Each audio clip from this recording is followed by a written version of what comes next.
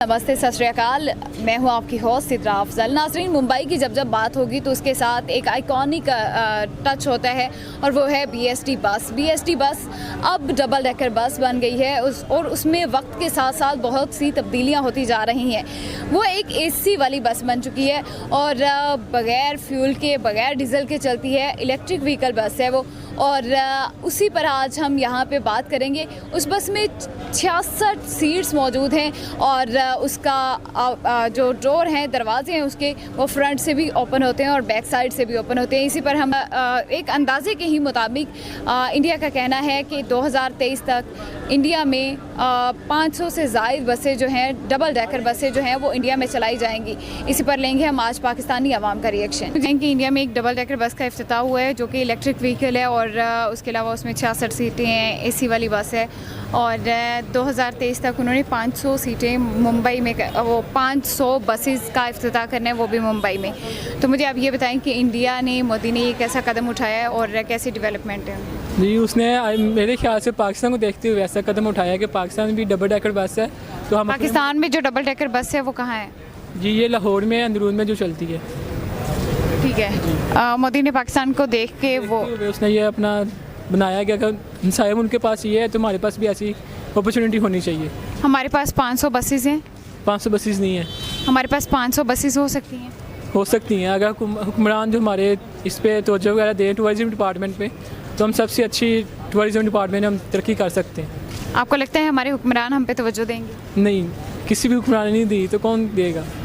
तो दूसरी तरफ अगर हम इंडिया की बात करें तो इंडिया में आप देख सकते हैं कि उन्होंने एक हुक्मरान उन पे दे रहे हैं तवज्जो, क्योंकि उन्हें अपनी आवाम का ख्याल है। वो जैसा भी मुल्क है लेकिन अपने मुल्क की आवाम पे तवज्जो वगैरह देते हैं।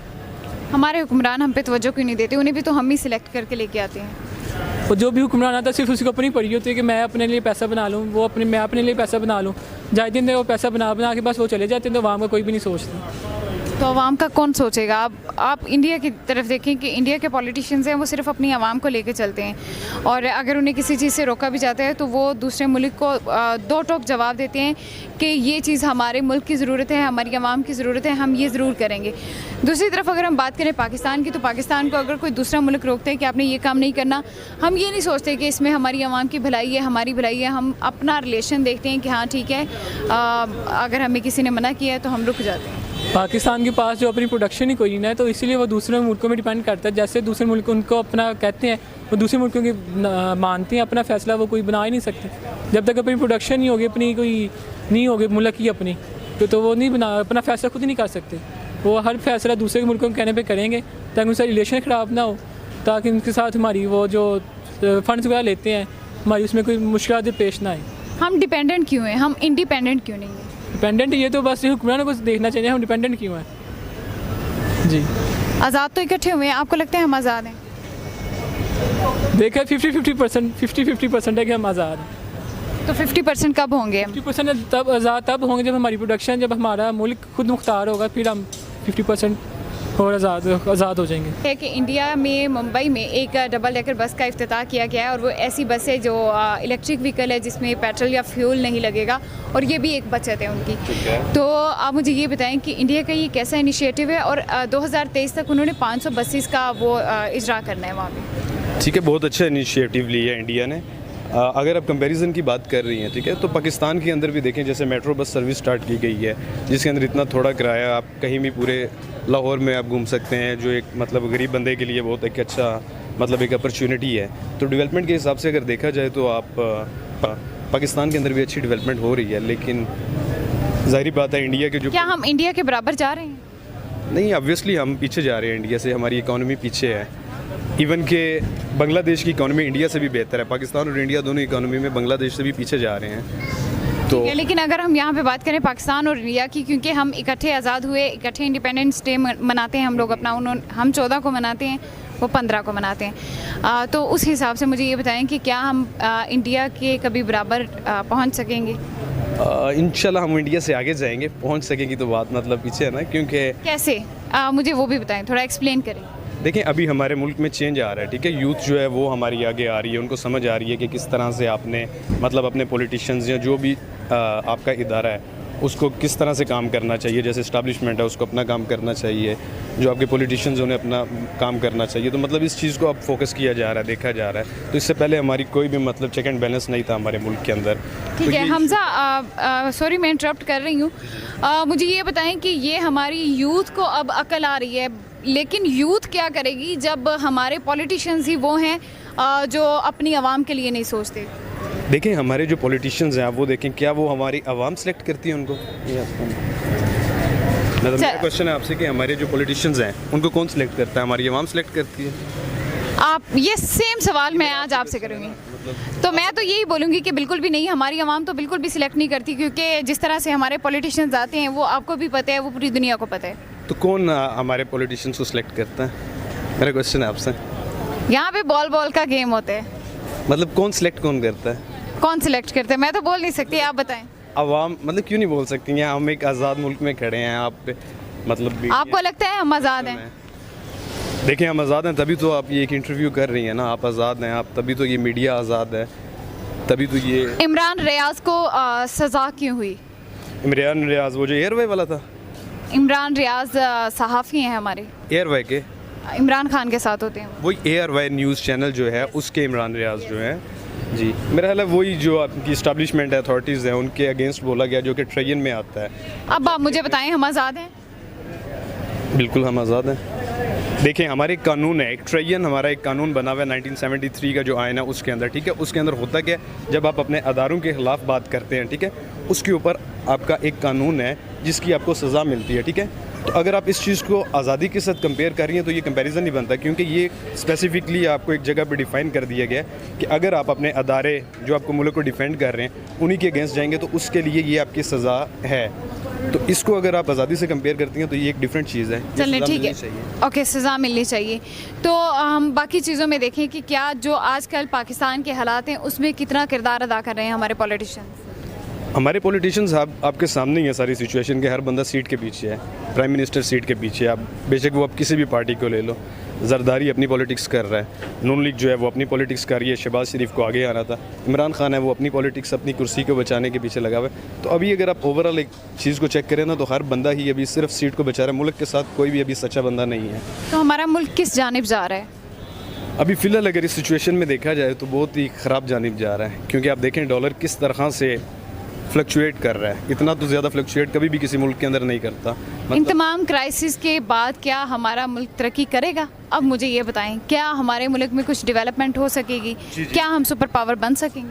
हम ऑलरेडी सुपर पावर हैं। ओके, मतलब एटॉमिक पावर है, सॉरी, सुपर पावर तो एक ही है, ऊपर अल्लाह की ज़ात है। ठीक है। तो दूसरी बात रही डेवलपमेंट की, तो देखें जैसे मैंने थोड़ी देर पहले आपको बताया था कि यूथ जो है अभी उसको अक्ल आ रही है, उसको समझ आ रही है कि किस जानिब हमारी मतलब नेशनल असम्बलीज़ में हो क्या रहा है। पहले हमें पता ही नहीं था कि हमारे मुल्क के साथ हो क्या रहा है। ऐसे ही है ना, अभी एटलीस्ट हर बंदा जहाँ भी देखें आप 4 बंदे बैठे हैं तो पॉलिटिक्स को डिस्कस करते हैं। तो ये एक इनका इनिशिएटिव है, अभी स्टार्टिंग स्टेप के अंदर हम आ रहे हैं, तो टाइम लगेगा लोगों को समझने में कि कौन बंदा ठीक है, किस अदारे को कहाँ पे काम करना चाहिए और कहाँ पे इंटरफेरेंस नहीं करनी चाहिए, ठीक है। जब ये चीज़ आवाम को समझ आ रही है और इस चीज़ के ऊपर ही चला जाएगा, इसे एज अ मोटो लेके चला जाएगा, तो इंशाल्लाह हमारा मुल्क डेवलपमेंट की तरफ जाएगा और डेवलप होगा। ये बताएं कि इंडिया में डबल डेकर बस का इफ्तिताह कर दिया गया और वो ऐसी बस है जिसमें डीजल या फ्यूल वगैरह कुछ नहीं यूज़ होगा, इलेक्ट्रिक व्हीकल है और उसमें 66 सीटें हैं और बहुत अच्छी बस है। इंडिया का ये कैसा इनिशिएटिव है और इंडिया एक डेवलप कंट्री बनने जा रहा है, क्या कहना चाहेंगे आप? इंडिया ने जो इनिशिएटिव लिए हैं ना वो बहुत लिए हैं, अच्छे लिए हैं। देखें अब 14 अगस्त पे उन्होंने जो गाड़ी लॉन्च की है इलेक्ट्रॉनिक, वो कमाल की है। लेकिन पाकिस्तान में जो है ये कुछ भी नहीं हो रहा, सिर्फ सियासतदानों और आवाम के दरमियान जो एक रिलेशन है वो वोट का है, लेकिन वोट का सही इस्तेमाल नहीं हो रहा। सही वोट दे भी दें तो वो फिर नारे गीत सॉन्ग रिलीज़ होते हैं। कोई पाकिस्तानी पॉलिटिशियंस हमारे साथ लॉयल क्यों नहीं है? बेसिकली ये बात ये है, जब तक आप जागीराना निज़ाम को, सरमाया दाराना निज़ाम को सपोर्ट करेंगे वो उनके बच्चे आगे जाएंगे। आवाम सिर्फ कीड़े मकोड़ों की तरह पिसती रहेगी। जब आप आम आदमी को मौका देंगे, एक गरीब आदमी को, आम आदमी को मौका देंगे, वो अगर सियासत में जाएगा, वो MNA MPA बनेगा, वो असम्बली में आपकी आवाज़ उठाएगा, क्योंकि उसने गुर्बत देखी हुई है। उसने आवाम का दर्द दुख समझने के काबिल हो गया है वो।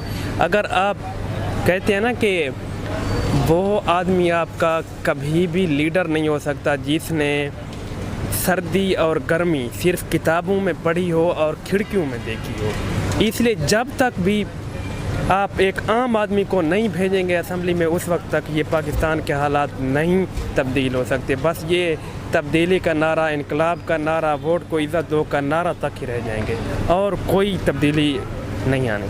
आपको क्या लगता है कि मोदी जी जो हैं वो एक चाय बनाने वाले थे एंड देन अभी वो इंडिया के प्राइम मिनिस्टर हैं और इंडियन अवाम आने वाले 50 सालों में मोदी जी को ही अपना प्राइम मिनिस्टर देखना चाहती है? दूसरी जानब अगर हम बात करें पाकिस्तान की, तो पाकिस्तान में हमें यही नहीं पता कि हमारा प्राइम मिनिस्टर कौन है। इस पे बात करना मुश्किल है। अगर हम उन ताकतों का इजहार आपके चैनल पे कर देंगे, आपका चैनल भी बंद हो जाएगा और बहुत सी रेस्ट्रिक्शन लग जाएंगी। जब आवाम एक अपना नुमाइंदा, यहाँ पे हम मार्शल्ला कह सकते हैं, खुफिया मार्शल्ला है पाकिस्तान में, आवाम की हुकूमत बिल्कुल नहीं है। इसलिए हम वो कुछ रेस्ट्रिक्शन की वजह, आपके चैनल की वजह से को देखते हुए वो ताकतों का इजहार करना नामुमकिन है। ठीक है, यहाँ पे फ्रीडम ऑफ स्पीच की हद तक है, उसका इजहार भी मैं कहता हूँ कि वो जुर्म है। आप अगर देख लें उनके बारे में, कोई आज़ादी का सिर्फ नारा है। वो कहते हैं सिर्फ हमें आज़ाद मुल्क दिया गया था, हमें आज़ादी नहीं दी गई थी। ठीक है, हमें आज़ादी नहीं मिली तो आज़ादी हमें किसने देनी है? आप इंडिया को देखें, इंडिया एक आज़ाद मुल्क है, इंडिया एक आज़ाद मुमलिकत है, जबकि पाकिस्तान जो है, पाकिस्तान आज भी डिपेंडेंट है। वही वजह है ना, जब तक आपके सियासतदान आवाम के साथ मुखलिस नहीं होंगे, उस वक्त तक कोई आज़ादी, कोई जमहूरियत किस नाम की रह जाएगी।